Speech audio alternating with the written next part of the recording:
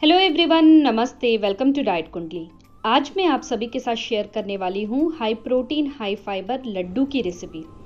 काफ़ी हेल्दी हैं, टेस्टी है ये लड्डू और बनाना भी इसे बहुत ज़्यादा आसान है। सिंगल लड्डू में हमें 73 कैलोरीज मिलती हैं, प्रोटीन 1.1 ग्राम मिलता है। सो चलिए फिर वीडियो को शुरू करते हैं और देखते हैं ये कौन से लड्डू हैं। सो फ्रेंड्स, आज मैं आप सभी के साथ शेयर करने वाली हूँ हलीम सीड के लड्डू की रेसिपी। हलीम सीड्स को गार्डन क्रश सीड्स भी कहा जाता है। इसके अंदर काफ़ी अच्छी मात्रा में प्रोटीन्स पाया जाता है, साथ ही साथ इसमें काफ़ी अच्छी मात्रा में फाइबर भी है। सो जिन्हें भी कब्ज़ की परेशानी होती है उन्हें ये ज़रूर अपनी डाइट में ऐड करना चाहिए। ये कॉन्स्टिपेशन होने से बचाता है। साथ ही साथ जिन्हें भी हीमोग्लोबिन की कमी या फिर खून की कमी की शिकायत है या एनीमिया की शिकायत है उन्हें इसे ज़रूर लेना चाहिए। इसके अंदर आयरन काफ़ी अच्छी मात्रा में होता है। साथ ही साथ महिलाओं में ब्रेस्ट मिल्क के प्रोडक्शन को बढ़ाता है। डिलीवरी के बाद इसका बेसिकली पायसम बना के दिया जाता है। सो अगर आप डिलीवरी होने के बाद अगर आप इसका खीर बना के लेते हैं या लड्डू बनाकर अपने डाइट में ऐड करते हैं तो ये ब्रेस्ट मिल्क के प्रोडक्शन को बढ़ाता है। जिन्हें भी हेयर लॉस की प्रॉब्लम होती है या बाल झड़ने की समस्या होती है वो भी इसे अपने डाइट में ऐड कर सकते हैं।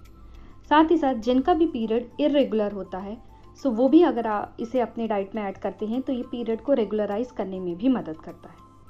तो चलिए अब हम देखते हैं कि हलीम सीड के लड्डू को किस तरीके से बनाना है। इसके लिए मैं यहाँ पे ले रही हूँ करीब 50 ग्राम का हलीम सीड। सो अगर मैं आपको स्पून से बताऊँ तो मैंने करीब 6 चम्मच हलीम सीड लिए हैं और ये जो कप देख रहे हैं ये 1/3 कप लिया है मैंने। इसके बाद यहाँ पर एक बाउल में मैंने हलीम सीड को ऐड किया है और अभी हमें इसे सोक करना है। तो सोक करने के लिए मैंने कोकोनट वाटर का यूज़ किया है।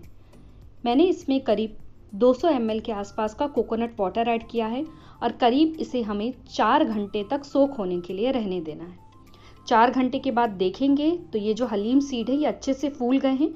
करीब ये एक बड़ा कप या उससे भी ज़्यादा हो गया है। अभी चलिए लड्डू बनाते हैं। सो उसके लिए जो नेक्स्ट इंग्रेडिएंट हमें लगेगा वो है कोकोनट। सो मैंने कोकोनट यहाँ पे 1 कप भरकर किसा हुआ कोकोनट लिया हुआ है। इसका वज़न 150 ग्राम है।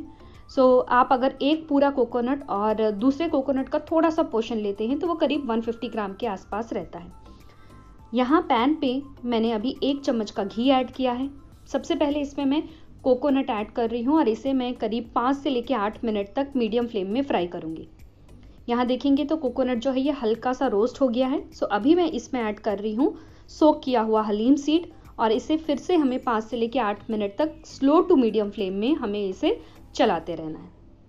इसके बाद इसमें मैं ऐड कर रही हूँ 50 ग्राम का गुड़ और यहाँ पर मैं ले रही हूँ थोड़े से किशमिश। आप चाहें तो इसमें बादाम छोटे छोटे टुकड़ों में करके भी आप ऐड कर सकते हैं या आपको जो नट्स पसंद है वो भी आप इसमें डाल सकते हैं।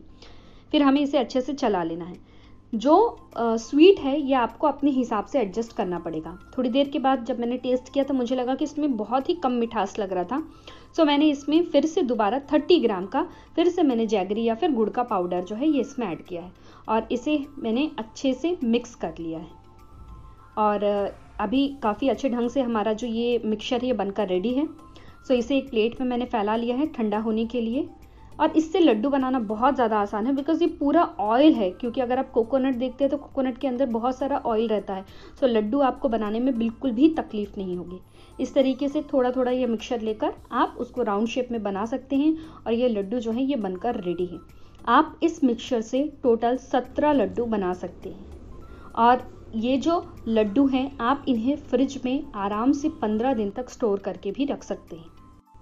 सिंगल लड्डू में हमें 73 कैलोरीज मिलती हैं, प्रोटीन 1.1 ग्राम मिल रहा है, कार्बोहाइड्रेट 6.7 ग्राम है, फैट 4.6 ग्राम है, फाइबर 1.17 ग्राम है और आयरन जो है इसमें 0.76 मिलीग्राम्स मिल रहा है।